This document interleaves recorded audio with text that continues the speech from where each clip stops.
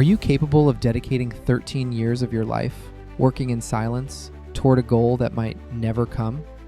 No spotlight, no headlines, no guarantee whatsoever that it would be worth it. Luis de la Fuente, World Cup winning coach, did exactly that. In 2013, he joined the Spanish Football Federation on a temporary 3-month contract to coach the under-19. He stayed. He coached the under-21s, the under-23s, and reached the senior team in 2022. Category by category, year after year, without ever being the most important name in the conversation. 13 years later, in New York, he won the World Cup. The oldest coach in history to win a World Cup.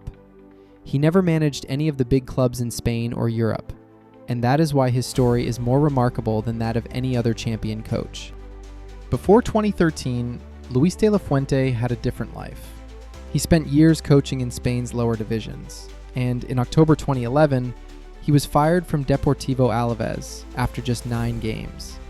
There was no media coverage, just a club that decided to go in a different direction. Then came 18 months with no defined next chapter. He kept going to the same bar, reading the same newspaper, living the same life. Then, in 2013, he found an advertisement in that newspaper. The Spanish Football Federation was looking for a coach for the under-19 side. He called Iñaki Saez, who ran the youth setup, sent his resume, and waited again. When the reply came, it was a 3-month contract with one objective: qualify Spain's under-19 for the European Championship in Lithuania. No promise of renewal, no guarantees. Luis de la Fuente qualified them and led Spain to the under-19 European Championship title. Nobody was writing headlines about him. Contract renewed.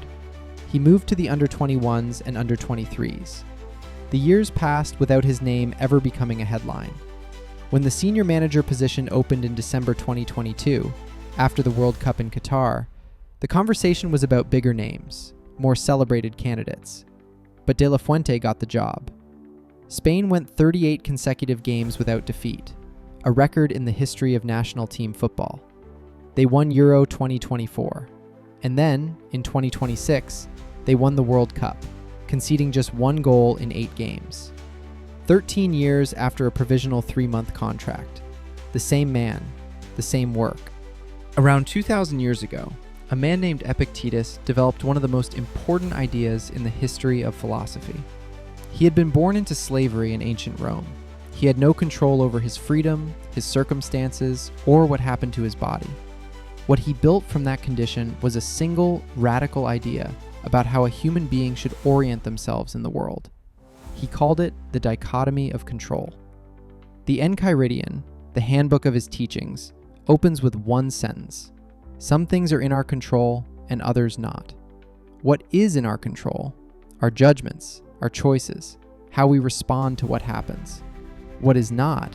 Reputation, other people's actions, circumstances, outcomes. That is the whole of Stoic philosophy, compressed into one sentence. And it changes everything about how you look at Luis de la Fuente. Think about everything de la Fuente could not control.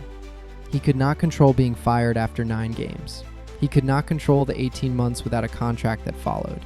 He could not control whether clubs would call, whether that federation advertisement would exist, whether Iñaki Saez would answer the phone, whether a 3-month contract would become something more. He could not control whether the teenagers he was training would become world-class footballers. He could not control whether the senior job would ever come. What he could control was how he did his work, the methodology he built with the under-19, the culture he created in the youth setup, how he ran every training session, every tournament. Every session built something, not just an under-19 title, but a way of playing, an identity, that survived every category and arrived intact at the World Cup final.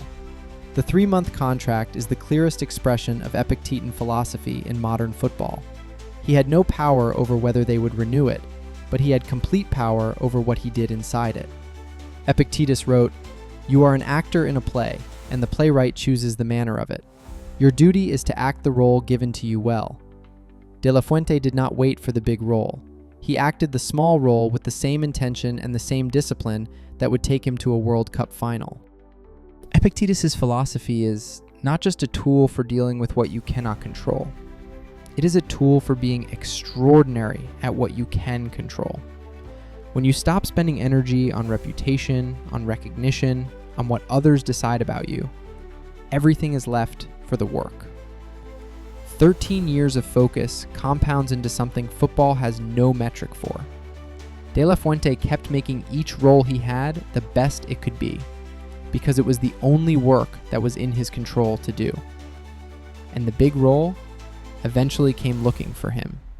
Make the best use of what is in your power, Epictetus wrote, and take the rest as it happens. The man who acts his role well ends up being the protagonist of the story everyone else tells, regardless of anything else. Luis de la Fuente went to the same bar, read the same newspaper, signed the provisional 3-month contract, did his best work. After that, he let the rest happen. The question Epictetus asked, and the question de la Fuente answered with 13 years of his life, is not a complicated one. It is simply the hardest one. What is actually in your control and what is not? Are you making the best use of it? Leave us your answer in the comments. Like, subscribe, and we'll see you in the next one.